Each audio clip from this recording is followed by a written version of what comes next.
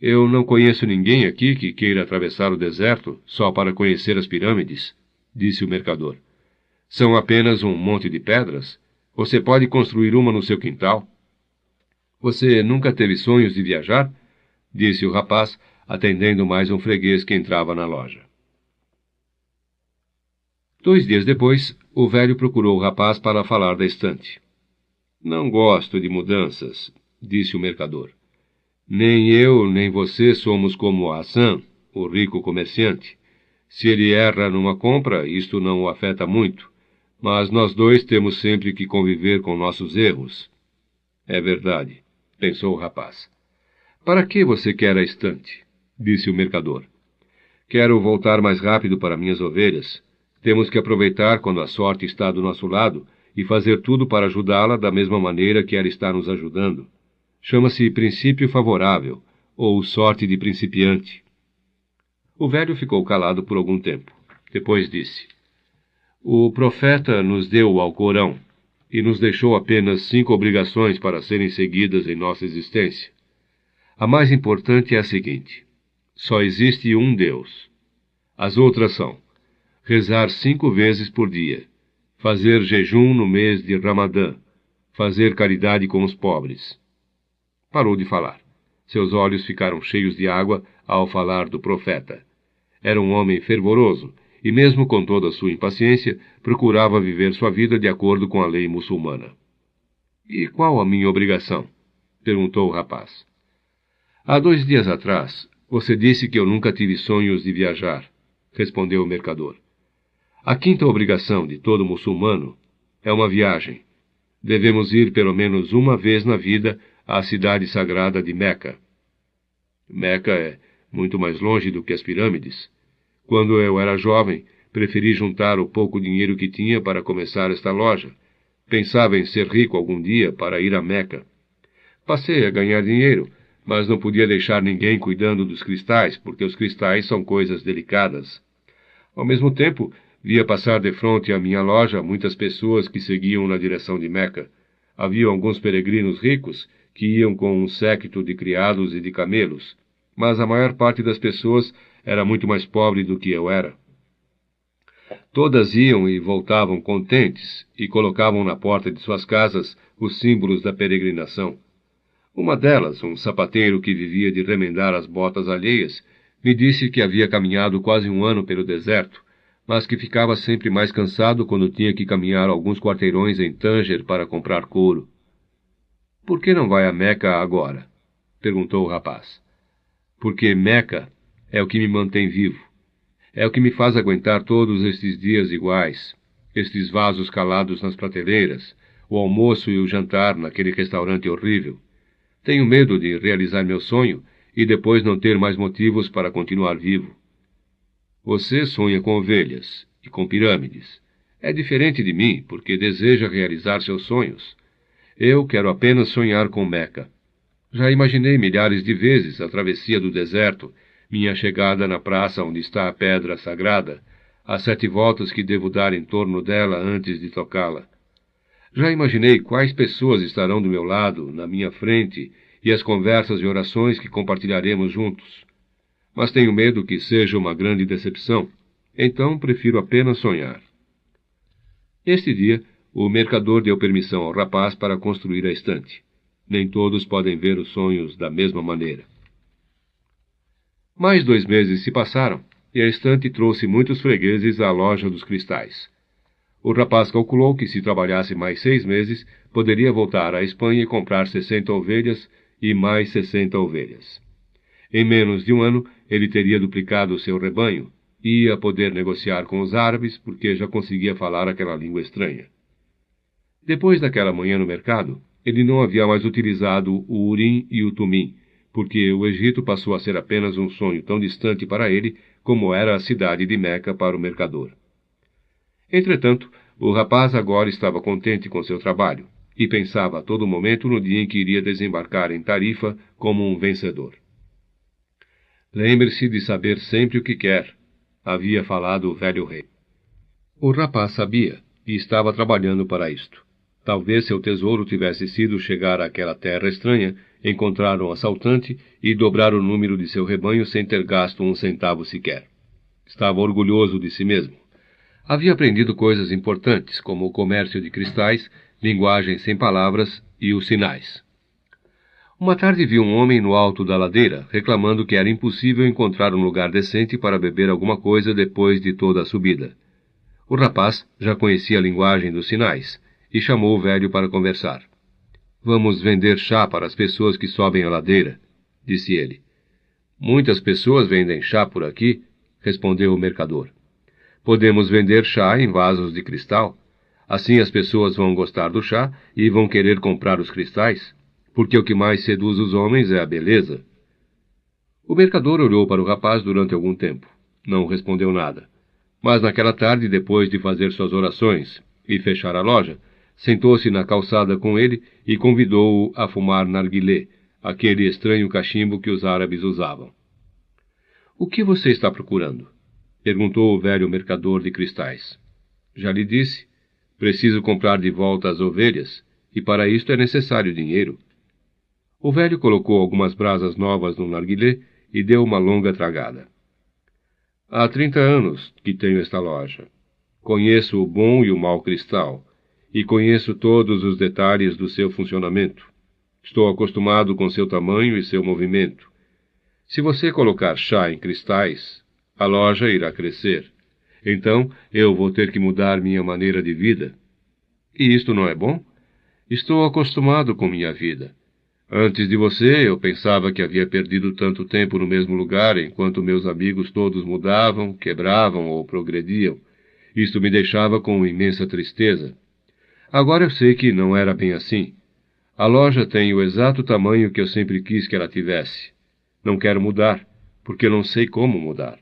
Já estou muito acostumado comigo mesmo." O rapaz não sabia o que dizer. O velho então continuou. "Você foi uma bênção para mim. E hoje estou entendendo uma coisa. Toda bênção que não é aceita transforma-se numa maldição. Eu não quero mais da vida. E você está me forçando a ver riquezas e horizontes que eu nunca conheci. Agora que os conheço e que conheço minhas possibilidades imensas, vou me sentir pior do que me sentia antes, porque sei que posso ter tudo, e não quero." "Ainda bem que eu não disse nada ao pipoqueiro", pensou o rapaz.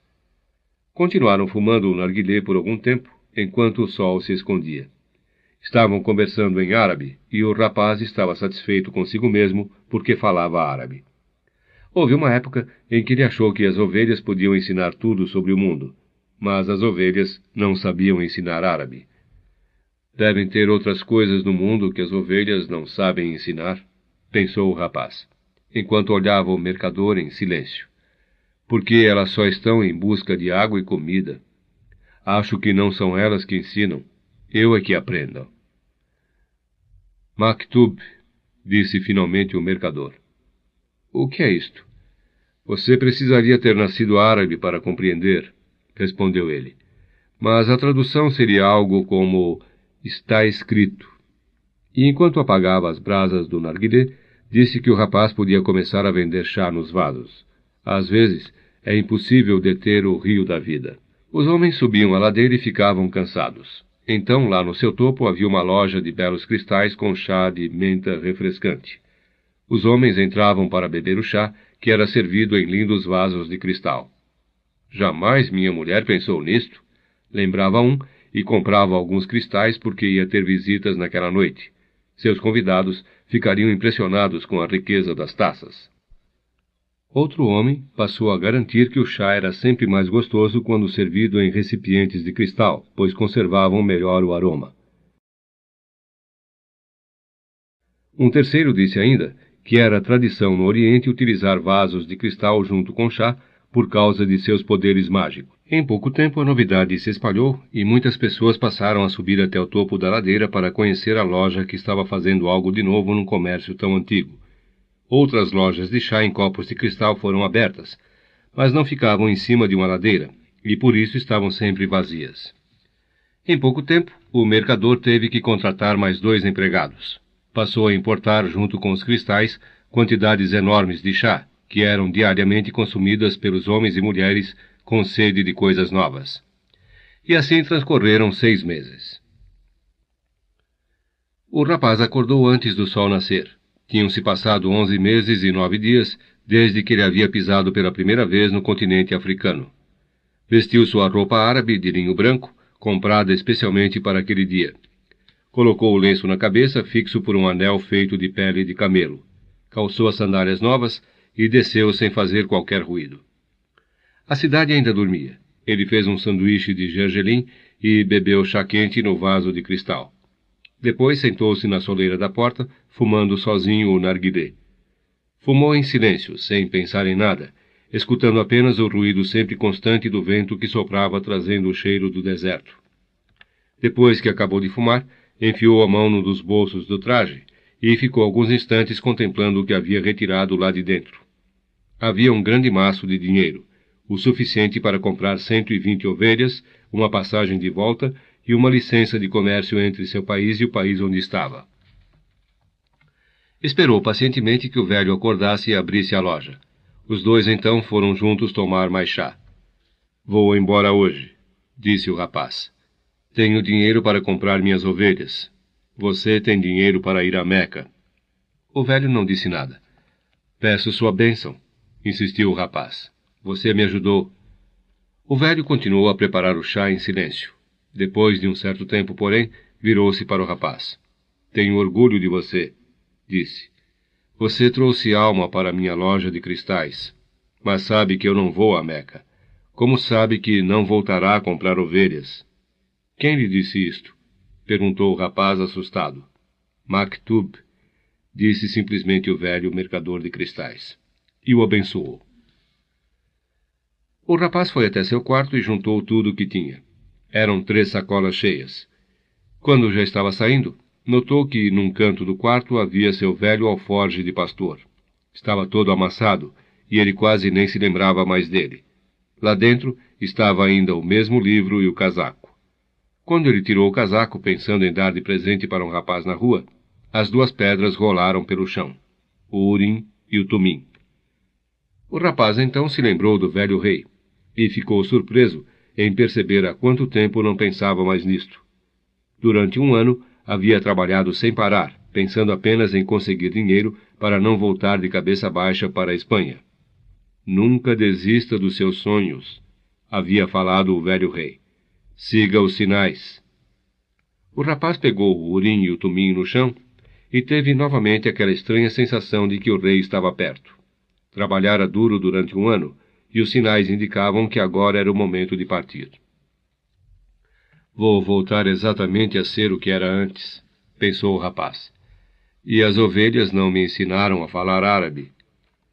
As ovelhas, entretanto, tinham ensinado uma coisa muito mais importante, que havia uma linguagem no mundo que todos compreendiam, e que o rapaz tinha utilizado durante todo aquele tempo para fazer a loja progredir. Era a linguagem do entusiasmo, das coisas feitas com amor e com vontade, em busca de algo que se deseja ou em que se acredita.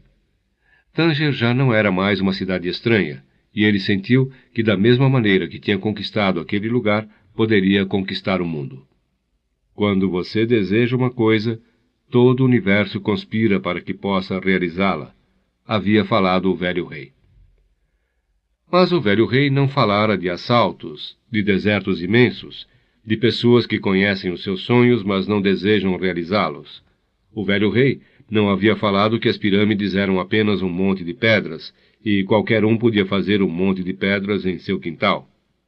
E tinha se esquecido de dizer que quando se tem dinheiro para comprar um rebanho maior do que o que possuía, deve-se comprar este rebanho. O rapaz pegou o alforje e juntou com seus outros sacos. Desceu as escadas.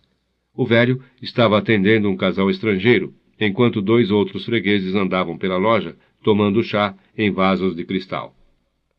Era um bom movimento para aquela hora da manhã. Do lugar onde estava, notou pela primeira vez que o cabelo do mercador lembrava muito o cabelo do velho rei. Lembrou-se do sorriso do doceiro no primeiro dia em Tanger, quando não tinha para onde ir, nem o que comer. Também aquele sorriso lembrava o velho rei. Como se ele tivesse passado por aqui e deixado uma marca, pensou. e cada pessoa não tivesse já conhecido este rei em algum momento de suas existências. Afinal de contas, ele disse que sempre aparecia para quem vive sua lenda pessoal. Saiu sem se despedir do mercador de cristais. Não queria chorar, porque as pessoas podiam ver, mas ia ter saudade de todo aquele tempo e de todas as coisas boas que havia aprendido. Estava mais confiante em si e tinha vontade de conquistar o mundo. Mas estou indo para os campos que já conheço, conduzir de novo as ovelhas. E não estava mais contente com sua decisão. Tinha trabalhado um ano inteiro para realizar um sonho, e este sonho, a cada minuto, ia perdendo sua importância. Talvez porque não fosse seu sonho. Quem sabe é melhor ser como o mercador de cristais. Nunca ir a Meca e viver da vontade de conhecê-la. Mas estava segurando o Urim e o Tumim nas mãos, e estas pedras lhe traziam a força e a vontade do velho rei. Por uma coincidência, ou um sinal, pensou o rapaz, ele chegou ao bar onde havia entrado no primeiro dia. Não havia mais o ladrão, e o dono lhe trouxe uma xícara de chá. Sempre poderei voltar a ser pastor, pensou o rapaz. Aprendi a cuidar das ovelhas, e nunca mais me esquecerei de como elas são. Mas talvez não tenha outra oportunidade de chegar até as pirâmides do Egito. O velho tinha um peitoral de ouro e sabia minha história. Era um rei de verdade, um rei sábio. Estava apenas a 2 horas de barco das planícies de Andaluzia, mas havia um deserto inteiro entre ele e as pirâmides. O rapaz percebeu talvez esta maneira de pensar a mesma situação. Na verdade, ele estava 2 horas mais perto do seu tesouro, mesmo que para caminhar estas 2 horas tivesse demorado quase um ano inteiro. Sei porque quero voltar para minhas ovelhas. Eu já conheço as ovelhas. Não dão muito trabalho e podem ser amadas. Não sei se o deserto pode ser amado, mas é o deserto que esconde o meu tesouro. Se eu não conseguir encontrá-lo, poderei sempre voltar para casa. Mas, de repente, a vida me deu dinheiro suficiente, e eu tenho todo o tempo que preciso. Por que não? Senti uma alegria imensa naquele momento. Sempre podia voltar a ser pastor de ovelhas. Sempre podia voltar a ser vendedor de cristais. Talvez o mundo tivesse muitos outros tesouros escondidos, mas ele havia tido um sonho repetido e encontrado um rei. Não acontecia com qualquer pessoa. Estava contente quando saiu do bar. Havia se lembrado que um dos fornecedores do mercador trazia os cristais em caravanas que cruzavam o deserto. Manteve o Urim e o Tumim nas mãos. Por causa daquelas 2 pedras, estava de volta ao caminho de seu tesouro. Sempre estou perto dos que vivem a lenda pessoal, dissera o velho rei. Não custava nada ir até o armazém, saber se as pirâmides eram de fato muito longe. O inglês estava sentado numa construção cheirando a animais, suor e poeira. Não podia chamar aquilo de armazém, era apenas um curral. Toda a minha vida para ter que passar por um lugar como este, pensou, enquanto folheava distraído uma revista de química. 10 anos de estudo me conduzem a um curral. Mas era preciso seguir adiante. Tinha que acreditar em sinais. Toda a sua vida, todos os seus estudos, foram em busca da linguagem única que o universo falava. Primeiro, havia se interessado por Esperanto, depois por religiões e, finalmente, por alquimia. Sabia falar Esperanto, entendia perfeitamente as diversas religiões, mas ainda não era um alquimista. Tinha conseguido decifrar coisas importantes, é verdade, mas suas pesquisas chegaram a um ponto onde não conseguia progredir mais. Tinha tentado em vão entrar em contato com algum alquimista, mas os alquimistas eram pessoas estranhas que só pensavam neles mesmos e, quase sempre, recusavam ajuda. Quem sabe não haviam descoberto o segredo da grande obra chamada de Pedra Filosofal, e por isso se fechavam no silêncio. Já havia gasto parte da fortuna que seu pai lhe deixara, buscando inutilmente a Pedra Filosofal. Tinha frequentado as melhores bibliotecas do mundo e comprado os livros mais importantes e mais raros sobre alquimia. Num deles, descobriu que há muitos anos atrás, um famoso alquimista árabe havia visitado a Europa. Diziam que ele tinha mais de 200 anos, que havia descoberto a Pedra Filosofal e o elixir da longa vida. O inglês ficou impressionado com a história, mas tudo não teria passado de mais uma lenda se um amigo seu, voltando de uma expedição arqueológica no deserto, não lhe tivesse contado sobre um árabe que tinha poderes excepcionais. Mora no oásis de Al-Fayoum, disse seu amigo.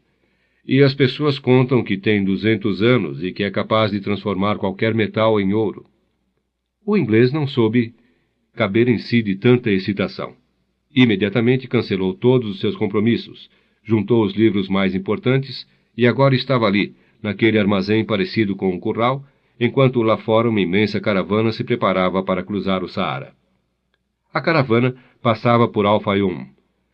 Tenho que conhecer este maldito alquimista, pensou o inglês. E o cheiro dos animais tornou-se um pouco mais tolerável. Um jovem árabe, também carregado de malas, entrou no lugar onde o inglês estava e o cumprimentou. — Aonde você vai? Perguntou o jovem árabe. — Para o deserto, respondeu o inglês e voltou para sua leitura. Não queria conversar agora. Precisava recordar tudo o que havia aprendido em 10 anos, pois o alquimista deveria submetê-lo a alguma espécie de prova. O jovem árabe tirou um livro e começou a ler. O livro estava escrito em espanhol. Ainda bem, pensou o inglês. Sabia falar espanhol melhor que árabe, e se este rapaz fosse até Al-Fayoum, ia ter alguém para conversar quando não estivesse ocupado com coisas importantes. Que coisa engraçada, pensou o rapaz, enquanto tentava mais uma vez ler a cena do enterro que iniciava o livro. Faz quase 2 anos que comecei a ler e não consigo passar destas páginas. Mesmo sem um rei para interrompê-lo, ele não conseguia se concentrar. Ainda estava em dúvida quanto à sua decisão. Mas estava percebendo uma coisa importante. As decisões eram apenas o começo de alguma coisa. Quando alguém tomava uma decisão, na verdade estava mergulhando numa correnteza poderosa que levava a pessoa para um lugar que jamais havia sonhado na hora de decidir. Quando resolvi ir em busca do meu tesouro, nunca imaginei trabalhar numa loja de cristais, pensou o rapaz para confirmar seu raciocínio. Da mesma maneira, esta caravana pode ser uma decisão minha, mas seu percurso será sempre um mistério. Na sua frente havia um europeu também lendo um livro. O europeu era antipático e tinha olhado com desprezo quando ele entrou. Podiam até ter se tornado bons amigos, mas o europeu havia interrompido a conversa. O rapaz fechou o livro. Não queria fazer nada que o deixasse parecido com aquele europeu. Tirou o urim e o tumim do bolso e começou a brincar com eles. O estrangeiro deu um grito. Um urim e um tumim? O rapaz, mais que depressa, guardou as pedras no bolso. Não estão à venda, disse. Não valem muito, disse o inglês. São cristais de rocha, nada mais. Há milhões de cristais de rocha na Terra, mas para quem entende, estes são urim e tumim. Não sabia que eles existiam nesta parte do mundo. Foi o presente de um rei, disse o rapaz. O estrangeiro ficou mudo. Depois, enfiou a mão no bolso e retirou tremendo 2 pedras iguais. Você falou em um rei? Disse. E você não acredita que os reis conversem com pastores? Disse o rapaz, desta vez querendo encerrar a conversa. Ao contrário, os pastores foram os primeiros a reconhecer um rei que o resto do mundo recusou-se a conhecer. Por isso é muito provável que os reis conversem com pastores. E completou, com medo que o rapaz não estivesse entendendo. Está na Bíblia, no mesmo livro que me ensinou a fazer este urim e este tumim. Estas pedras eram a única forma de adivinhação permitida por Deus. Os sacerdotes as carregavam num peitoral de ouro. O rapaz ficou contente de estar naquele armazém. Talvez isto seja um sinal, disse o inglês, como quem pensa alto. Quem lhe falou em sinais? O interesse do rapaz crescia a cada momento. Tudo na vida são sinais, disse o inglês, desta vez fechando a revista que estava lendo. O universo é feito por uma língua que todo mundo entende, mas que já se esqueceu. Estou procurando esta linguagem universal, além de outras coisas. Por isso estou aqui, porque tenho que encontrar um homem que conhece esta linguagem universal, um alquimista. A conversa foi interrompida pelo chefe do armazém. Vocês estão com sorte, disse o árabe gordo. Sai hoje à tarde uma caravana para Al-Fayoum. Mas eu vou ao Egito, disse o rapaz. Al-Fayoum é no Egito, disse o dono. Que tipo de árabe você é? O rapaz disse que era espanhol. O inglês ficou satisfeito. Mesmo vestido como árabe, o rapaz pelo menos era europeu. Ele chama de sorte os sinais, disse o inglês, depois que o gordo árabe saiu. Se eu pudesse, escreveria uma gigantesca enciclopédia sobre as palavras sorte e coincidência. É com estas palavras que se escreve a linguagem universal. Depois comentou com o rapaz que não havia sido coincidência encontrá-lo com o Urim e o Tumim na mão. Perguntou se ele também estava indo em busca do alquimista. Estou indo em busca de um tesouro, disse o rapaz e arrependeu-se imediatamente.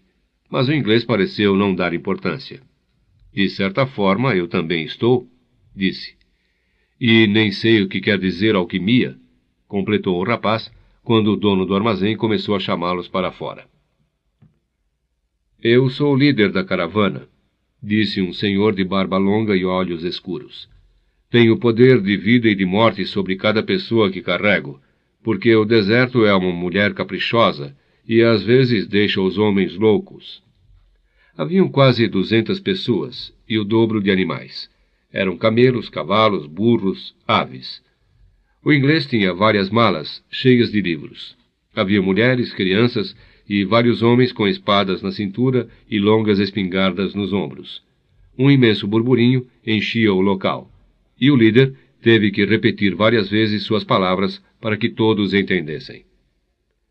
Há vários homens e deuses diferentes no coração destes homens, mas meu único Deus é Alá, e por ele eu juro que farei o possível e o melhor para vencer mais uma vez o deserto. Agora quero que cada um de vocês jure pelo Deus em que acredita, no fundo do seu coração, de que irá me obedecer em qualquer circunstância. No deserto, a desobediência significa a morte. Um murmúrio correu baixo por todas as pessoas. Estavam jurando em voz baixa diante de seu Deus. O rapaz jurou por Jesus Cristo. O inglês ficou em silêncio. O murmúrio se estendeu um tempo maior do que uma simples jura. As pessoas também estavam pedindo proteção aos céus. Ouviu-se um longo toque de clarim e cada um montou em seu animal. O rapaz e o inglês haviam comprado camelos e subiram com uma certa dificuldade. O rapaz ficou com pena do camelo do inglês. Estava carregado com as pesadas sacolas de livros. Não existem coincidências, disse o inglês, tentando continuar a conversa que haviam iniciado no armazém. Foi um amigo que me trouxe até aqui porque conhecia um árabe que... Mas a caravana começou a andar e ficou impossível escutar o que o inglês estava dizendo. Entretanto, o rapaz sabia exatamente do que se tratava. A cadeia misteriosa que vai unindo uma coisa com a outra, que o tinha levado a ser pastor, a ter o mesmo sonho e estar numa cidade perto da África e encontrar na praça um rei e ser roubado para conhecer um mercador de cristais e... Quanto mais se chega perto do sonho, mais a lenda pessoal vai se tornando a verdadeira razão de viver, pensou o rapaz. A caravana começou a seguir em direção ao poente. Viajavam de manhã, paravam quando o sol ficava mais forte e seguiam de novo ao entardecer. O rapaz conversava pouco com o inglês, que passava a maior parte do tempo entretido pelos livros. Então, passou a observar em silêncio a marcha de animais e homens pelo deserto. Agora tudo era muito diferente do dia em que haviam partido. Naquele dia, confusão e gritos, choros e crianças e relinchar de animais se misturavam com as ordens nervosas dos guias e dos comerciantes. No deserto, porém, havia apenas o vento eterno, o silêncio e o casco dos animais. Mesmo os guias conversavam pouco entre si. Já cruzei muitas vezes estas areias, disse um cameleiro certa noite. Mas o deserto é tão grande, os horizontes ficam tão longe, que fazem a gente se sentir pequeno e permanecer em silêncio. O rapaz entendeu o que o cameleiro queria dizer, mesmo sem ter pisado antes num deserto. Todas as vezes que olhava o mar ou o fogo, era capaz de ficar horas em silêncio, sem pensar em nada, mergulhado na imensidão e na força dos elementos. Aprendi com ovelhas e aprendi com cristais, pensou ele. Posso também aprender com o deserto. Ele me parece mais velho e mais sábio. O vento não parava nunca. O rapaz lembrou-se do dia em que sentiu este mesmo vento sentado num forte em Tarifa. Talvez ele agora estivesse roçando de leve pela lã de suas ovelhas, que seguiam em busca de alimento e água pelos campos de Andaluzia. Não são mais minhas ovelhas, disse para si mesmo, sem sentir saudades. Devem ter se acostumado a um novo pastor e já me esqueceram. Isto é bom. Quem está acostumado a viajar como as ovelhas sabe que é sempre necessário partir um dia. Lembrou-se depois da filha do comerciante e teve certeza de que ela já havia casado. Quem sabe com um pipoqueiro ou com um pastor que também soubesse ler e contasse histórias extraordinárias. Afinal, ele não devia ser o único. Mas ficou impressionado com o seu pressentimento. Talvez ele estivesse aprendendo também esta história de linguagem universal, que sabe o passado e o presente de todos os homens. Pressentimentos, como sua mãe costumava dizer. O rapaz começou a entender que os pressentimentos eram os rápidos mergulhos que a alma dava nesta corrente universal de vida, onde a história de todos os homens está ligada entre si, e podemos saber tudo, porque tudo está escrito. Maktub, disse o rapaz, lembrando-se do mercador de cristais. O deserto era às vezes feito de areia e às vezes feito de pedra. Se a caravana chegava em frente a uma pedra, ela a contornava. Se estavam diante de um rochedo, davam uma longa volta. Se a areia era fina demais para o casco dos camelos, procuravam um lugar onde a areia fosse mais resistente. Às vezes, o chão estava coberto de sal, no lugar onde um lago devia haver existido. Os animais então se queixavam, e os cameleiros desciam e desatolavam os animais. Depois colocavam as cargas nas próprias costas, passavam pelo chão traiçoeiro e novamente carregavam os animais. Se um guia ficava doente ou morria, os cameleiros lançavam a sorte e escolhiam um novo guia. Mas tudo isto acontecia por uma única razão. Não importava quantas voltas tivesse que dar, a caravana seguia sempre em direção ao mesmo ponto. Depois de vencidos os obstáculos, ela voltava de novo sua frente para o astro que indicava a posição do oásis. Quando as pessoas viam aquele astro brilhando no céu pela manhã, sabiam que ele indicava um lugar com mulheres, água, tâmaras e palmeiras. Só o inglês não percebia aquilo. Estava a maior parte do tempo imerso na leitura dos seus livros. O rapaz também tinha um livro que havia tentado ler nos primeiros dias de viagem, mas achava muito mais interessante olhar a caravana e escutar o vento. Assim que aprendeu a conhecer melhor seu camelo e a se afeiçoar a ele, jogou o livro fora. Era um peso desnecessário, apesar do rapaz haver criado a superstição de que toda vez que abria o livro, encontrava alguém importante. Terminou fazendo amizade com o cameleiro que viajava sempre ao seu lado. De noite, quando paravam em volta das fogueiras, costumava contar suas aventuras como pastor ao cameleiro. Numa destas conversas, o cameleiro começou a falar de sua vida. Eu morava num lugar perto de El Cairum, contou. Tinha minha horta, meus filhos e uma vida que não ia mudar até o dia de minha morte. No ano em que a colheita foi melhor, seguimos todos para Meca, e eu cumpri a única obrigação que estava faltando na minha vida. Podia morrer em paz, e gostava disto. Certo dia, a terra começou a tremer, e o Nilo subiu além do seu limite. Aquilo que eu pensava que só acontecia com os outros, terminou acontecendo comigo. Meus vizinhos tiveram medo de perder suas oliveiras com a inundação. Minha mulher teve receio de que nossos filhos fossem levados pelas águas, e eu tive pavor de ver destruído tudo o que havia conquistado. Mas não houve jeito. A terra ficou imprestável e tive que arranjar outro meio de vida. Hoje sou cameleiro, mas aí entendi a palavra de Alá. Ninguém sente medo do desconhecido porque qualquer pessoa é capaz de conquistar tudo o que quer e necessita. Só sentimos medo de perder aquilo que temos, sejam nossas vidas ou nossas plantações. Mas este medo passa quando entendemos que nossa história e a história do mundo foram escritas pela mesma mão. Às vezes, as caravanas se encontravam durante a noite. Sempre uma delas tinha o que a outra estava precisando, como se realmente tudo fosse escrito por uma só mão. Os cameleiros trocavam informações sobre as tempestades de vento e se reuniam em torno das fogueiras, contando as histórias do deserto. Outras vezes, chegavam misteriosos homens encapuçados. Eram beduínos que espionavam a rota seguida pelas caravanas. Davam notícias de assaltantes e tribos bárbaras. Chegavam no silêncio e partiam no silêncio, com as roupas negras deixando apenas os olhos de fora. Numa destas noites, o cameleiro veio até a fogueira onde o rapaz e o inglês estavam sentados. Há rumores de guerra entre os clãs, disse o cameleiro. Os três ficaram quietos. O rapaz notou que havia medo no ar, mesmo que ninguém tivesse dito nenhuma palavra. Mais uma vez, estava percebendo a linguagem sem palavras, a linguagem universal. Depois de certo tempo, o inglês perguntou se havia perigo. Quem entra no deserto não pode voltar, disse o cameleiro. Quando não se pode voltar, só devemos ficar preocupados com a melhor maneira de seguir em frente. O resto é por conta de Alá, inclusive o perigo.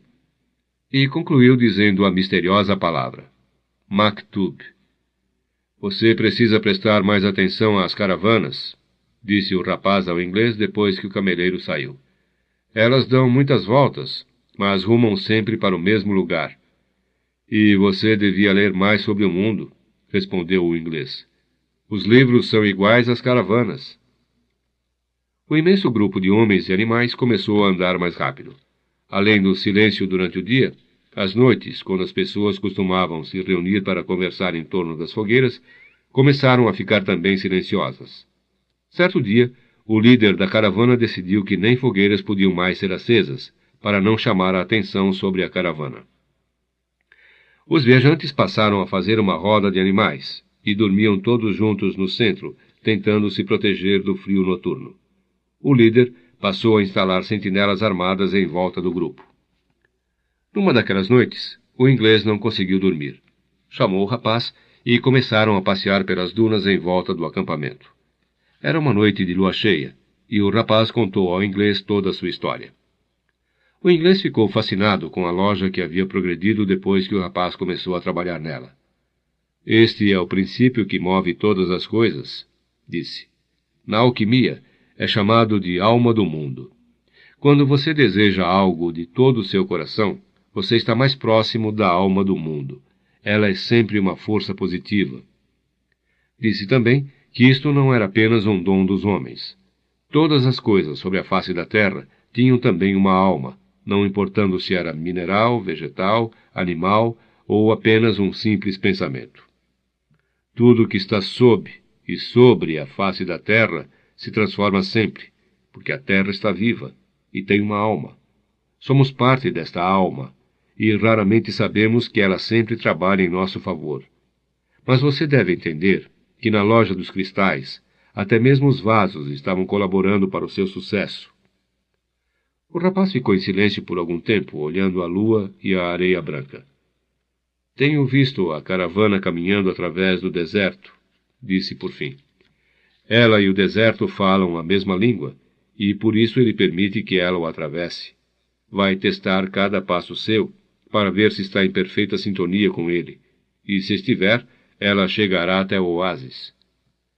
Se um de nós chegasse aqui com muita coragem, mas sem entender esta língua, ia morrer no primeiro dia. Continuaram olhando a lua juntos. Esta é a magia dos sinais, continuou o rapaz. Tenho visto como os guias leem os sinais do deserto e como a alma da caravana conversa com a alma do deserto. Depois de algum tempo, foi a vez do inglês falar.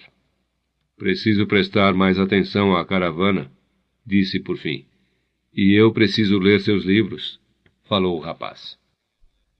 Eram livros estranhos. Falavam em Mercúrio, Sal, dragões e reis, mas ele não conseguia entender nada.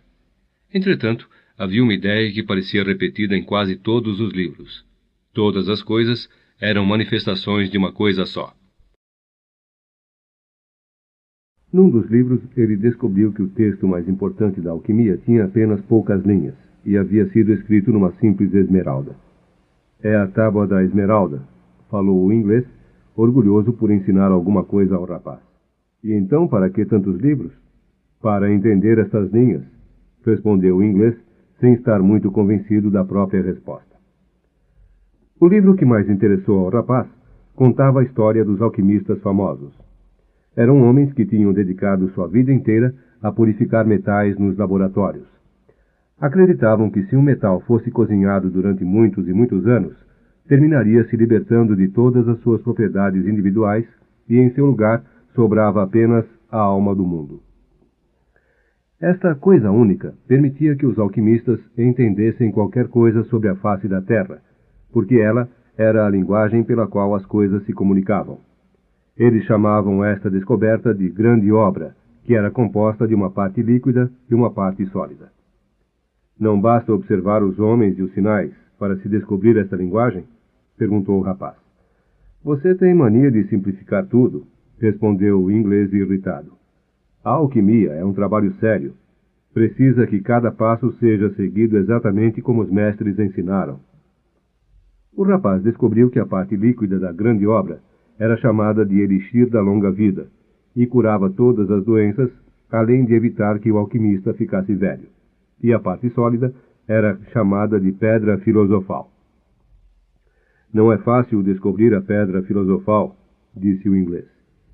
Os alquimistas ficavam muitos anos nos laboratórios, olhando aquele fogo que purificava os metais.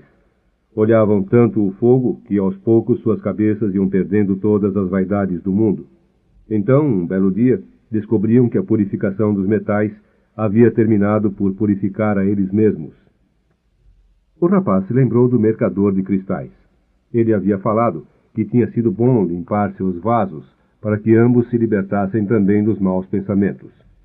Estava cada vez mais convencido de que a alquimia poderia ser aprendida na vida diária. Além disso, falou o inglês, a pedra filosofal tem uma propriedade fascinante. Uma pequena lasca dela é capaz de transformar grandes quantidades de metal em ouro. A partir desta frase, o rapaz ficou interessadíssimo em alquimia. Pensava que, com um pouco de paciência, poderia transformar tudo em ouro. Leu a vida de várias pessoas que tinham conseguido. Helvétios, Elias, Fulcanelli, Geber. Eram histórias fascinantes. Todos estavam vivendo até o fim sua lenda pessoal. Viajavam, encontravam sábios, faziam milagres na frente dos incrédulos, possuíam a pedra filosofal e o elixir da longa vida. Mas, quando queria aprender a maneira de conseguir a grande obra, ficava completamente perdido. Eram apenas desenhos, instruções em código, textos obscuros. Por que eles falam tão difícil? Perguntou certa noite ao inglês. Notou também que o inglês andava meio aborrecido e sentindo falta de seus livros. Para que só os que têm responsabilidade de entender que entendam, disse ele. Imagine se todo mundo saísse transformando chumbo em ouro. Daqui a pouco o ouro não ia valer nada. Só os persistentes, só aqueles que pesquisam muito, é que conseguem a grande obra. Por isso estou no meio deste deserto, para encontrar um verdadeiro alquimista que me ajude a decifrar os códigos. Quando foram escritos estes livros? Perguntou o rapaz. Há muitos séculos atrás. Naquela época não havia imprensa, insistiu o rapaz. Não havia jeito de todo mundo tomar conhecimento da alquimia. Por que esta linguagem tão estranha, cheia de desenhos? O inglês não respondeu nada.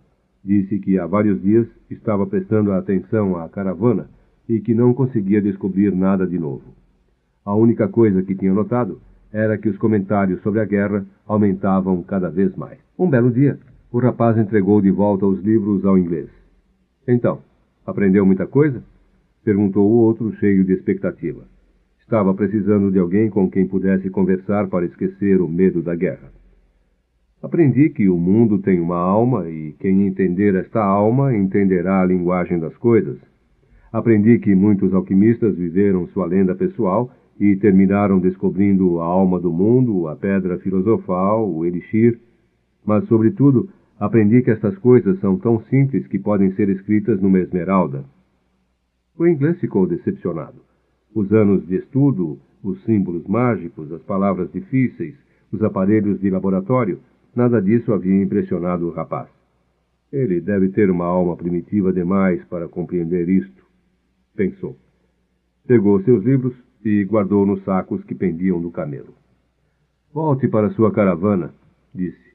Ela tampouco me ensinou qualquer coisa.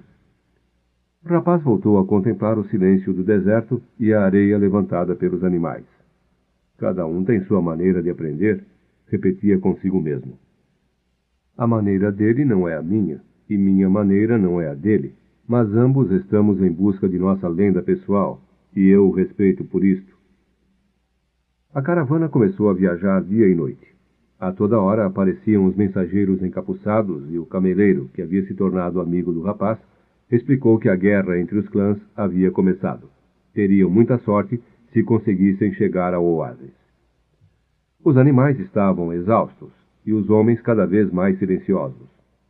O silêncio era mais terrível na parte da noite, quando um simples relincho de camelo, que antes não passava de um relincho de camelo, agora assustava a todos e podia ser um sinal de invasão.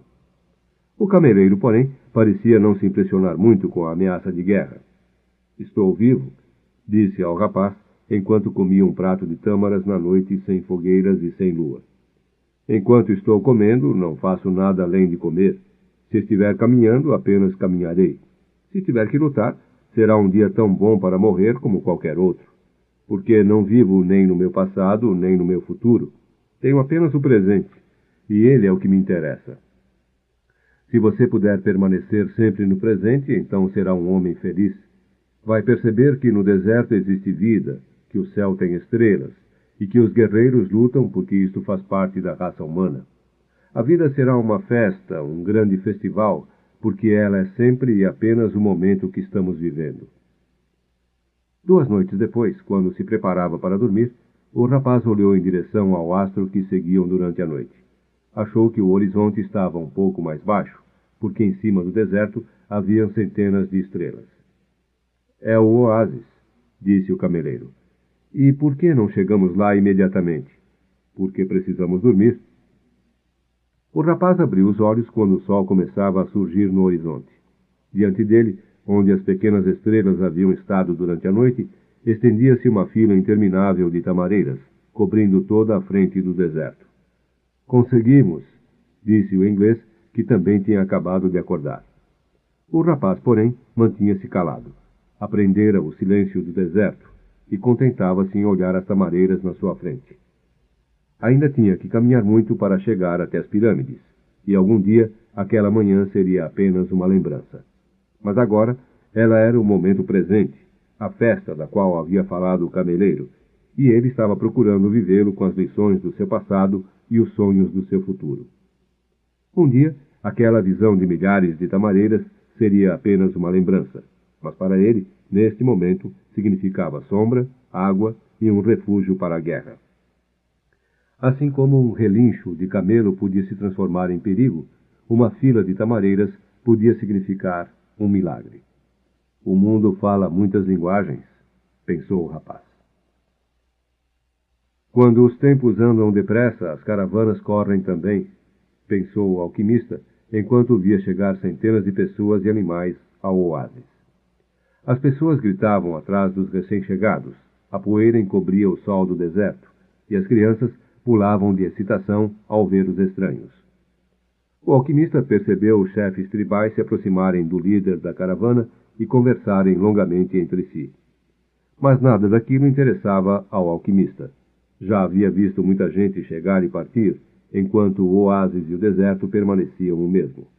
Tinha visto reis e mendigos pisando aquelas areias que sempre mudavam de forma por causa do vento, mas que eram as mesmas que havia conhecido quando criança.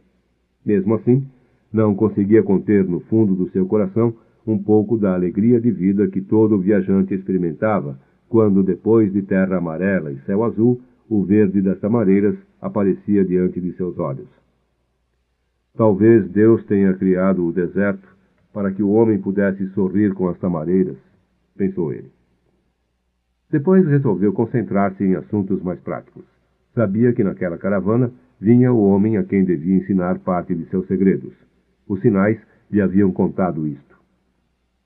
Ainda não conhecia este homem, mas seus olhos experimentados o reconheceriam quando o visse. Esperava que fosse alguém tão capaz como seu aprendiz anterior. Não sei por que estas coisas têm que ser transmitidas de boca para ouvido, pensava ele.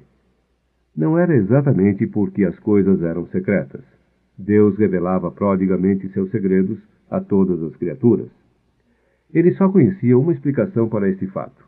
As coisas tinham que ser transmitidas assim, porque elas seriam feitas de vida pura, e este tipo de vida dificilmente consegue ser capturado em pinturas ou palavras. Porque as pessoas se fascinam com pinturas e palavras e terminam se esquecendo da linguagem do mundo. Os recém-chegados foram trazidos imediatamente à presença dos chefes tribais de Al-Fayoum. O rapaz não podia acreditar no que estava vendo. Ao invés de um poço cercado de algumas palmeiras, como havia lido certa vez num livro de história, o oásis era muito maior do que várias aldeias da Espanha. Tinha 300 poços, 50.000 tamareiras e muitas tendas coloridas espalhadas entre elas. Parece as 1001 noites, disse o inglês, impaciente para encontrar-se logo com o alquimista. Foram cercados logo pelas crianças, que olhavam curiosas os animais, os camelos e as pessoas que chegavam. Os homens queriam saber se tinham visto algum combate, e as mulheres disputavam entre si os tecidos e pedras que os mercadores haviam trazido. O silêncio do deserto parecia um sonho distante. As pessoas falavam sem parar, riam e gritavam, como se tivessem saído de um mundo espiritual para estarem de novo entre os homens. Estavam contentes e felizes. Apesar das precauções do dia anterior, o cameleiro explicou ao rapaz que os oásis no deserto eram sempre considerados terrenos neutros, porque a maior parte dos habitantes eram mulheres e crianças. E havia um oásis tanto de um lado como de outro. Assim, os guerreiros iam lutar nas areias do deserto e deixavam os oásis como cidades de refúgio. O líder da caravana reuniu todos com uma certa dificuldade e começou a dar as instruções. Iam permanecer ali até que a guerra entre os clãs tivesse terminado. Como eram visitantes, deviam compartilhar as tendas com habitantes do oásis, que lhes dariam seus melhores lugares. Era a hospitalidade da lei. Depois pediu que todos, inclusive seus próprios sentinelas, entregassem as armas aos homens indicados pelos chefes tribais. São as regras da guerra, explicou o líder da caravana. Dessa maneira, os oásis não poderiam abrigar exércitos ou guerreiros.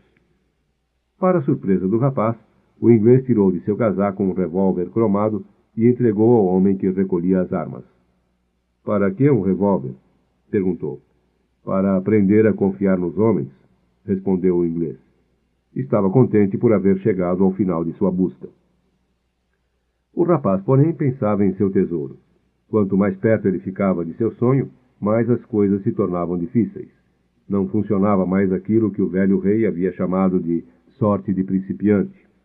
O que funcionava, sabia ele, era o teste da persistência e da coragem de quem busca sua lenda pessoal. Por isso ele não podia se apressar nem ficar impaciente. Se agisse assim, ia terminar sem ver os sinais que Deus havia posto no seu caminho. Deus colocou no meu caminho, pensou o rapaz, surpreso consigo mesmo. Até aquele momento, considerava os sinais como uma coisa do mundo, algo como comer ou dormir, algo como procurar um amor ou conseguir um emprego. Nunca tinha pensado que esta era uma linguagem que Deus estava usando para mostrar-lhe o que devia fazer. Não fique impaciente, repetiu o rapaz para si mesmo. Como disse o cameleiro, coma na hora de comer e caminhe na hora de caminhar. No primeiro dia, todos dormiram de cansaço, inclusive o inglês. O rapaz havia ficado longe dele, numa tenda com outros 5 rapazes da idade quase igual à sua. Eram gente do deserto e queriam saber histórias das grandes cidades. O rapaz falou de sua vida como pastor e ia começar a contar sua experiência na loja de cristais quando o inglês entrou na tenda. Procurei-o a manhã inteira, disse enquanto carregava o rapaz para fora. Preciso que me ajude a descobrir onde mora o alquimista. Primeiro os dois tentaram encontrar sozinhos. Um alquimista devia viver de maneira diferente das outras pessoas do oásis, e em sua tenda era muito provável que um forno estivesse sempre aceso. Andaram bastante, até ficarem convencidos que o oásis era muito maior do que podiam imaginar, e com muitas centenas de tendas. Perdemos quase o dia inteiro, disse o inglês, sentando-se com o rapaz perto de um dos poços do oásis. Talvez seja melhor perguntarmos, disse o rapaz. O inglês não queria contar aos outros sua presença no oásis e ficou bastante indeciso. mas acabou concordando e pediu ao rapaz que falava melhor o árabe para fazer isto. O rapaz se aproximou de uma mulher que havia chegado no poço para encher de água um saco de pele de carneiro. Boa tarde, senhora. Gostaria de saber onde vive um alquimista neste oásis? Perguntou o rapaz. A mulher disse que jamais havia ouvido falar disso e foi imediatamente embora. Antes, porém, avisou ao rapaz que não deveria conversar com mulheres vestidas de preto, porque eram mulheres casadas. Ele tinha que respeitar a tradição. O inglês ficou decepcionadíssimo. Tinha feito toda a sua viagem por nada. O rapaz também ficou triste. Seu companheiro também estava em busca de sua lenda pessoal. E quando alguém faz isto, o universo todo se esforça para que a pessoa consiga o que deseja, dissera o velho rei. Ele não podia estar enganado. Eu nunca tinha ouvido falar antes de alquimistas, disse o rapaz. Senão tentaria ajudá-lo. Alguma coisa brilhou nos olhos do inglês. É isto? Talvez ninguém aqui saiba o que é um alquimista? Pergunte pelo homem que cura todas as doenças da aldeia. Várias mulheres vestidas de preto vieram buscar água no poço, e o rapaz não conversou com elas, por mais que o inglês insistisse, até que um homem se aproximou. Conhece alguém que cura as doenças da aldeia? Perguntou o rapaz. Alá cura todas as doenças, disse o homem, visivelmente apavorado com os estrangeiros. Vocês estão em busca de bruxos. E depois de dizer alguns versículos do Alcorão, seguiu seu caminho. Um outro homem se aproximou. Era mais velho e trazia apenas um pequeno balde. O rapaz repetiu a pergunta. Por que vocês querem conhecer este tipo de homem? Respondeu o árabe com outra pergunta. Porque meu amigo viajou muitos meses para encontrá-lo, disse o rapaz.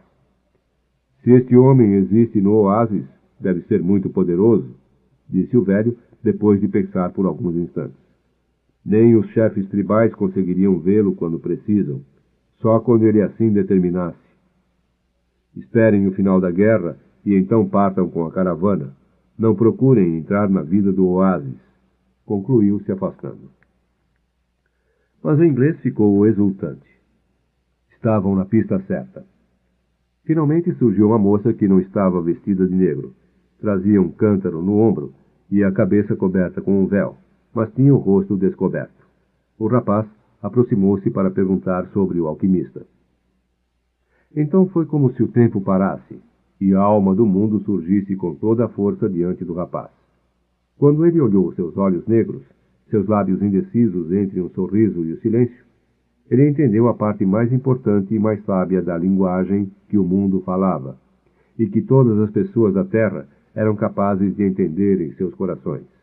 E isto era chamado de amor, uma coisa mais antiga que os homens e que o próprio deserto, e que, no entanto, ressurgia sempre com a mesma força, onde quer que dois pares de olhos se cruzassem, como se cruzaram aqueles dois pares de olhos diante de um poço.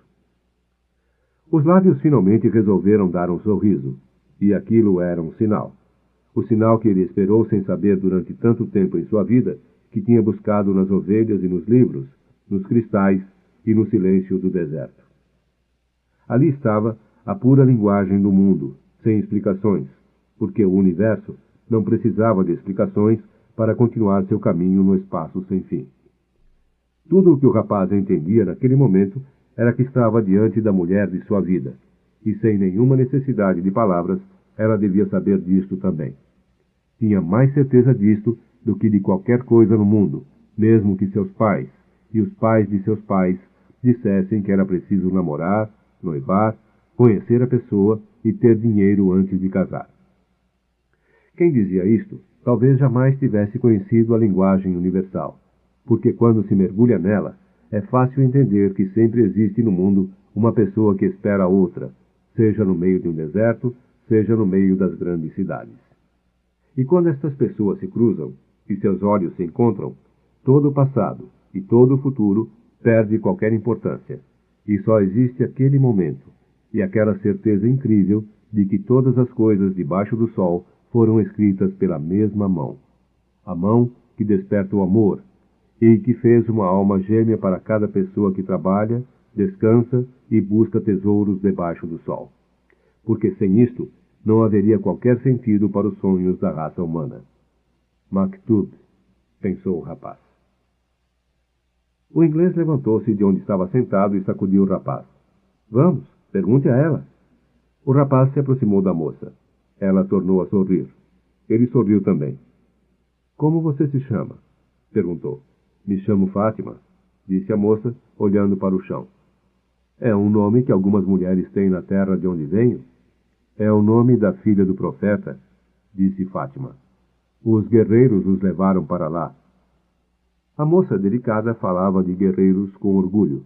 Ao seu lado, o inglês insistia, e o rapaz perguntou pelo homem que curava todas as doenças.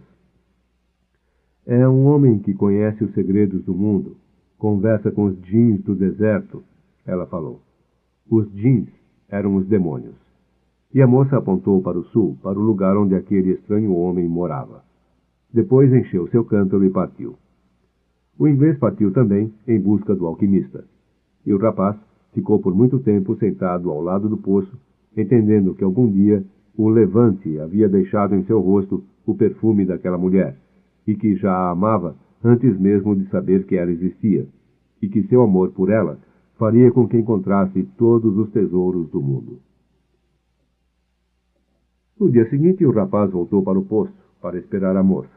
Para sua surpresa, encontrou lá o inglês, olhando pela primeira vez o deserto. Esperei a tarde e a noite, disse o inglês. Ele chegou junto com as primeiras estrelas. Eu lhe contei o que estava procurando. Então ele me perguntou se já havia transformado o chumbo em ouro. Eu disse que era isso que queria aprender. Ele me mandou tentar. Foi tudo o que me disse. Vá tentar. O rapaz ficou quieto. O inglês havia viajado tanto para ouvir o que já sabia. Aí ele se lembrou de que tinha dado 6 ovelhas ao velho rei pela mesma razão. Então tente, disse para o inglês. É isto que vou fazer, e vou começar agora. Pouco depois que o inglês saiu, Fátima chegou para apanhar água com seu cântaro. Vim dizer-lhe uma coisa simples, falou o rapaz. Eu quero que você seja minha mulher. Eu te amo. A moça deixou que seu cântaro derramasse a água. Vou esperá-la todos os dias aqui. Cruzei o deserto em busca de um tesouro que se encontra perto das pirâmides. A guerra foi para mim uma maldição. Agora ela é uma bênção, porque me deixa perto de você. A guerra um dia vai acabar, disse a moça. O rapaz olhou as tamareiras do oásis. Havia sido pastor, e ali existiam muitas ovelhas. Fátima era mais importante que o tesouro. Os guerreiros buscam seus tesouros, disse a moça, como se estivesse adivinhando o pensamento do rapaz. E as mulheres do deserto têm orgulho dos seus guerreiros. Depois, tornou a encher seu cântaro e foi embora. Todos os dias, o rapaz ia para o poço esperar Fátima. Contou-lhe de sua vida de pastor, do rei, da loja de cristais. Ficaram amigos, e com exceção de 15 minutos que passava com ela, o resto do dia custava infinitamente a passar. Quando já estava há quase um mês no oásis, o líder da caravana convocou a todos para uma reunião. Não sabemos quando a guerra vai acabar e não podemos seguir viagem, disse. Os combates devem durar por muito tempo, talvez muitos anos. Existem guerreiros fortes e valentes de ambos os lados, e existe a honra de combater em ambos os exércitos. Não é uma guerra entre bons e maus. É uma guerra entre forças que lutam pelo mesmo poder. E quando este tipo de batalha começa, demora mais que as outras, porque Alá está dos dois lados. As pessoas se dispersaram. O rapaz tornou a encontrar-se com Fátima aquela tarde e contou da reunião. No segundo dia que nos encontramos, disse Fátima, você me falou do seu amor. Depois me ensinou coisas belas, como a linguagem e a alma do mundo. Tudo isso me faz aos poucos ser parte de você.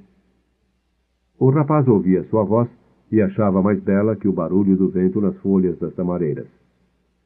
Faz muito tempo que estive aqui nesse poço esperando por você. Não consigo me lembrar do meu passado, da tradição, da maneira que os homens esperam que se comportem as mulheres do deserto. Desde criança, eu sonhava que o deserto ia me trazer o maior presente de minha vida. Este presente chegou afinal. E é você. O rapaz pensou em tocar sua mão, mas Fátima segurava as alças do cântaro. Você me falou dos seus sonhos, do velho rei e do tesouro. Você me falou dos sinais. Então não tenho medo de nada, porque foram estes sinais que me trouxeram você. E eu sou parte do seu sonho, da sua lenda pessoal, como você costuma chamar. Por isso, quero que siga em direção ao que veio buscar. Se tiver que esperar o final da guerra, muito bem. Mas se tiver que seguir antes, vá em direção à sua lenda. As dunas mudam com o vento, mas o deserto permanece no mesmo. Assim será com o nosso amor. Maktub disse: se eu for parte de sua lenda, você voltará um dia. O rapaz saiu triste do encontro com Fátima. Ele se lembrava de muita gente que havia conhecido. Os pastores casados tinham muita dificuldade em convencer suas esposas de que precisavam andar pelos campos. O amor exigia estar junto da pessoa amada. No dia seguinte ele contou tudo isto a Fátima. O deserto leva nossos homens e nem sempre os traz de volta, disse ela. Então nos acostumamos com isto. E eles passam a existir nas nuvens sem chuva, nos animais que se escondem entre as pedras, na água que sai generosa da terra. Eles passam a fazer parte de tudo, passam a ser a alma do mundo. Alguns retornam, e então todas as outras mulheres ficam felizes, porque os homens que elas esperam também podem voltar um dia. Antes eu olhava estas mulheres e invejava sua felicidade. Agora vou ter também uma pessoa para esperar. Sou uma mulher do deserto e me orgulho disto. Quero que meu homem também caminhe livre como o vento que move as dunas. Quero também poder ver meu homem nas nuvens, nos animais e na água. O rapaz foi procurar o inglês. Queria contar-lhe sobre Fátima. Ficou surpreso quando viu que o inglês havia construído um pequeno forno ao lado de sua tenda. Era um forno estranho, com um frasco transparente em cima. O inglês alimentava o fogo com lenha e olhava o deserto. Seus olhos pareciam ter mais brilho quando passava o tempo todo lendo livros. Esta é a primeira fase do trabalho, disse o inglês. Tenho que separar o enxofre impuro. Para isto, não posso ter medo de falhar. O meu medo de falhar foi que me impediu de tentar a grande obra até hoje. É agora que estou começando o que podia ter começado há 10 anos atrás. Mas me sinto feliz de não ter esperado 20 anos para isto. E continuou a alimentar o fogo e a olhar o deserto. O rapaz ficou ao seu lado por algum tempo, até que o deserto começou a ficar rosado com a luz do entardecer. Então, ele sentiu uma imensa vontade de ir até lá para ver se o silêncio conseguia responder suas perguntas. Caminhou sem destino por algum tempo, mantendo as tamareiras do oásis ao alcance de seus olhos. Escutava o vento e sentia as pedras sob seus pés. Às vezes, encontrava alguma concha e sabia que aquele deserto, num tempo remoto, havia sido um grande mar. Depois sentou-se numa pedra e deixou-se hipnotizar pelo horizonte que existia na sua frente. Não conseguia entender o amor sem o sentimento de posse. Mas Fátima era uma mulher do deserto, e se alguém podia lhe ensinar isto, era o deserto. Ficou assim, sem pensar em nada, até que pressentiu um movimento sobre sua cabeça. Olhando para o céu, viu que eram 2 gaviões voando muito alto. O rapaz começou a olhar os gaviões e os desenhos que eles faziam no céu. Parecia uma coisa desordenada, entretanto tinham algum sentido para o rapaz. Apenas não conseguia compreender seu significado. Decidiu então que devia acompanhar com os olhos o movimento dos pássaros, e talvez pudesse ler alguma coisa. Talvez o deserto pudesse lhe explicar o amor sem posse. Começou a sentir sono. Seu coração pediu para que não dormisse. Ao invés disto, devia se entregar. Estava penetrando na linguagem do mundo, e tudo nesta terra faz sentido, até mesmo o voo de gaviões, disse. E aproveitou para agradecer pelo fato de estar cheio de amor por uma mulher. Quando se ama, as coisas fazem ainda mais sentido, pensou. De repente, um gavião deu um rápido mergulho no céu e atacou o outro. Quando fez este movimento, o rapaz teve uma súbita e rápida visão. Um exército de espadas desembainhadas entrando no oásis. A visão logo sumiu, mas aquilo o deixou sobressaltado. Havia ouvido falar das miragens, e já havia visto algumas. Eram desejos que se materializavam sobre a areia do deserto. Entretanto, ele não desejava um exército invadindo o oásis. Pensou em esquecer aquilo e voltar à sua meditação. Tentou novamente concentrar-se no deserto cor-de-rosa e nas pedras, mas alguma coisa em seu coração não o deixava quieto. Siga sempre os sinais, dissera o velho rei. E o rapaz pensou em Fátima. Lembrou-se do que havia visto e pressentiu que estava próximo de acontecer. Com muita dificuldade, saiu do transe em que havia entrado. Levantou-se e começou a caminhar em direção às tamareiras. Mais uma vez, percebia as muitas linguagens das coisas. Desta vez, o deserto era seguro e o oásis se transformara em perigo. O cameleiro estava sentado aos pés de uma tamareira, também olhando o pôr do sol. Viu quando o rapaz surgiu por detrás de uma das dunas. Um exército se aproxima, disse. Tive uma visão. O deserto enche de visões o coração de um homem, respondeu o cameleiro. Mas o rapaz lhe contou dos gaviões. Estava olhando seu voo quando tinha mergulhado de repente na alma do mundo. O cameleiro ficou quieto. Entendia o que o rapaz estava falando. Sabia que qualquer coisa na face da terra pode contar a história de todas as coisas. Se abrisse um livro em qualquer página, ou olhasse as mãos das pessoas, ou cartas de baralho, ou voo dos pássaros, ou seja lá o que fosse, qualquer pessoa iria encontrar um laço com a coisa que estava vivendo. Na verdade, não eram as coisas que mostravam nada. Eram as pessoas que, olhando para as coisas, descobriam a maneira de penetrar na alma do mundo. O deserto estava cheio de homens que ganhavam a vida porque podiam penetrar com facilidade na alma do mundo. Eram conhecidos por adivinhos e temidos por mulheres e velhos. Os guerreiros raramente os consultavam, porque era impossível entrar numa batalha sabendo quando se vai morrer. Os guerreiros preferiam o sabor da luta e a emoção do desconhecido. O futuro havia sido escrito por Alá, e o que quer que ele tivesse escrito era sempre para o bem do homem. Então, os guerreiros viviam apenas o presente, porque o presente era cheio de surpresas, e eles tinham que prestar atenção em muitas coisas. Onde estava a espada do inimigo? Onde estava seu cavalo? Qual o próximo golpe que devia desferir para salvar a sua vida? O cameleiro não era guerreiro e já havia consultado alguns adivinhos. Muitos disseram coisas certas, outros disseram coisas erradas. Até que um deles, o mais velho e o mais temido, perguntou por que o cameleiro estava tão interessado em saber o futuro. Para que possa fazer as coisas, respondeu o cameleiro, e mudar o que não gostaria que acontecesse. Então deixará de ser seu futuro? Respondeu o adivinho. Talvez então eu queira saber o futuro para me preparar para as coisas que virão.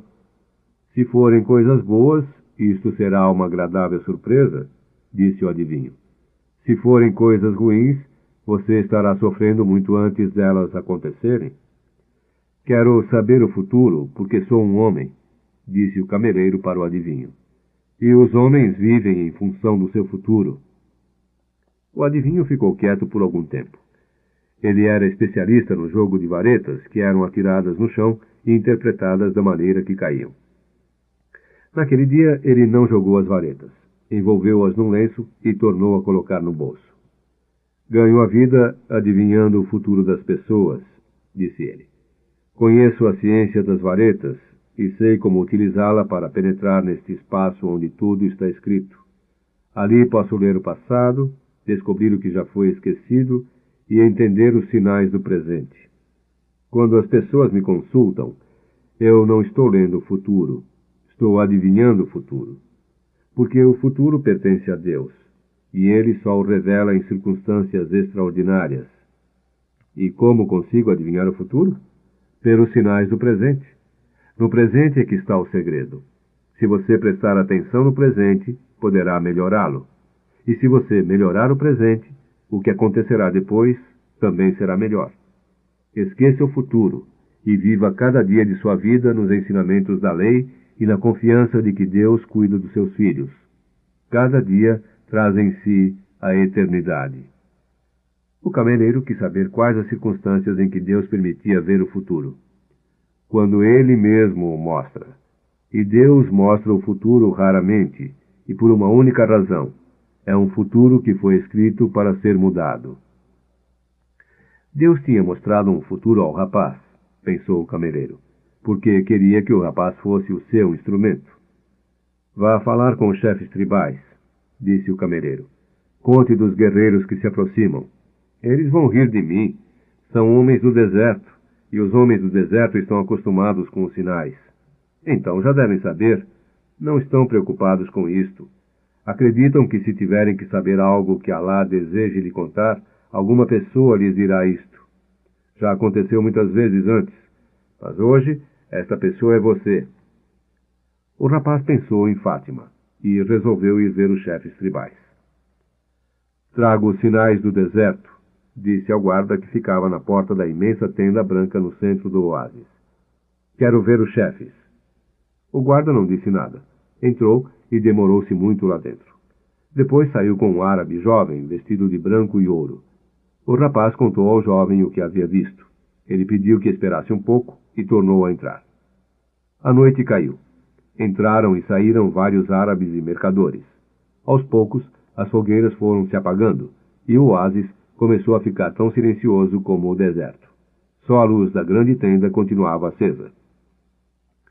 Durante todo este tempo, o rapaz pensava em Fátima, ainda sem entender a conversa daquela tarde.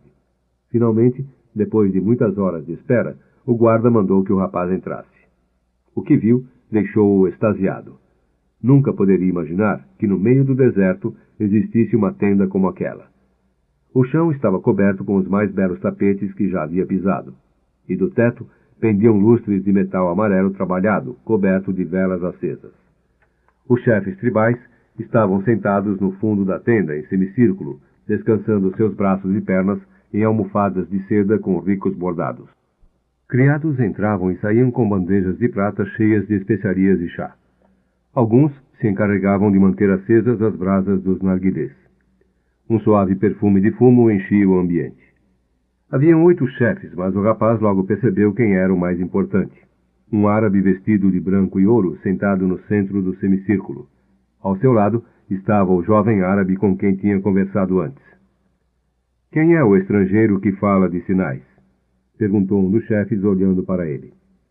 Eu sou, respondeu, e contou o que havia visto. E por que o deserto ia contar isto a um estranho, quando sabe que estamos há várias gerações aqui? Disse outro chefe tribal. Porque meus olhos ainda não se acostumaram com o deserto, respondeu o rapaz. E eu posso ver coisas que os olhos habituados demais não conseguem mais ver. É porque eu sei da alma do mundo, pensou consigo mesmo. Mas não falou nada, porque os árabes não acreditam nessas coisas. O oásis é um terreno neutro. Ninguém ataca um oásis, disse um terceiro chefe. Eu conto apenas o que vi. Se não quiserem acreditar, não façam nada. Um completo silêncio abateu-se sobre a tenda, seguido de uma exaltada conversa entre os chefes tribais. Falavam num dialeto árabe que o rapaz não entendia, mas quando ele fez menção de ir embora, um guarda disse para ficar. O rapaz começou a sentir medo. Os sinais diziam que havia alguma coisa errada. Lamentou haver conversado com o cameleiro a respeito. De repente, o velho que estava no centro deu um sorriso quase imperceptível e o rapaz tranquilizou-se. O velho não havia participado da discussão e não dissera uma palavra até aquele momento. Mas o rapaz já estava acostumado com a linguagem do mundo e pôde sentir uma vibração de paz cruzando a tenda de ponta a ponta. Sua intuição dizia que havia agido corretamente em vir. A discussão acabou. Ficaram em silêncio por algum tempo ouvindo o velho. Depois, ele se virou para o rapaz. Desta vez, seu rosto estava frio e distante.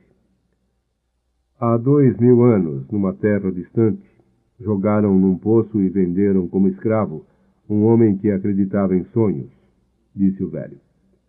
Nossos mercadores o compraram e o trouxeram para o Egito. E todos nós sabemos que quem acredita em sonhos também sabe interpretá-los, embora nem sempre consiga realizá-los, pensou o rapaz, lembrando-se da velha cigana. Por causa dos sonhos do faraó com vacas magras e gordas, este homem livrou o Egito da fome. Seu nome era José. Era também um estrangeiro numa terra estrangeira, como você, e devia ter mais ou menos a sua idade. O silêncio continuou. Os olhos do velho se mantinham frios. Sempre seguimos a tradição. A tradição salvou o Egito da fome naquela época e o fez o mais rico entre os povos. A tradição ensina como os homens devem atravessar o deserto e casar suas filhas. A tradição diz que um oásis é um terreno neutro porque ambos os lados têm oásis e são vulneráveis. Ninguém disse qualquer palavra enquanto o velho falava. Mas a tradição diz também para acreditarmos nas mensagens do deserto. Tudo o que sabemos foi o deserto que nos ensinou. O velho fez um sinal e todos os árabes se levantaram. A reunião estava para terminar. Os narguilés foram apagados e os guardas se colocaram em posição de sentido. O rapaz preparou-se para sair, mas o velho falou ainda mais uma vez. Amanhã nós vamos romper um acordo que diz que ninguém no oásis pode portar armas. Durante o dia inteiro, aguardaremos os inimigos. Quando o sol descer no horizonte, os homens me devolverão as armas. Para cada 10 inimigos mortos, você receberá uma moeda de ouro. Entretanto, as armas não podem sair do seu lugar sem experimentarem a batalha. São caprichosas como o deserto, e se as acostumamos com isto,